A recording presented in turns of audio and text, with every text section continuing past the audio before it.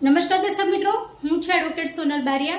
દર્શક મિત્રો, જ્યારે તમે કોઈ તમારા વિસ્તારમાંથી કોઈ બીજા વિસ્તારમાં જાઓ છો અને તમારી સાથે કોઈ અનિચ્છનીય ઘટના બની છે, ત્યારે તમે જ્યારે એફઆઈઆર કરવા જાઓ છો, પરંતુ જે પોલીસ સ્ટેશન છે ત્યાંથી તમને એવો જવાબ મળે છે કે જે બનાવ બન્યો છે તે અમારા પોલીસ સ્ટેશનની બહાર બન્યો છે, એટલે કે જે અમારો વિસ્તાર લાગે છે તેનાથી બહાર છે।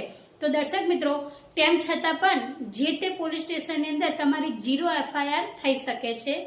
0 એફઆઈઆર નો મતલબ એ છે કે ભલે તમારી સાથે કોઈ પણ પ્રકારની ઘટના બની છે અને તમારા વિસ્તારની બહાર છે, તેવા સંજોગો દરમિયાન કોઈ પણ પોલીસ સ્ટેશનની અંદર તમે તમારી સાથે બનેલી ઘટનાને એફઆઈઆર તરીકે નોંધાવી શકો છો અને તે એફઆઈઆર ને કહેવાય છે 0 એફઆઈઆર।